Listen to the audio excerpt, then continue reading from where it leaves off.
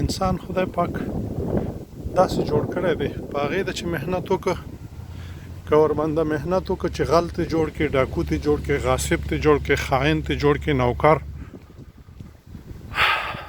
بډه اخیستونکی ته جوړ کړي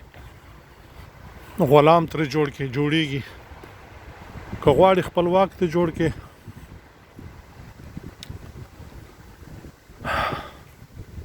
ستړی شوم په پیچ مې راوختم هم جوړیږي او که غواړي چې داسې دیندار جوړ کړي چې نه د مور نه د پلار نه د خور نه د قام نه د قبیل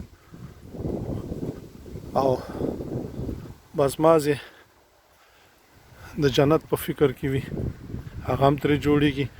نو دا ستاسو خپله خوښه ده که موږ او تاسې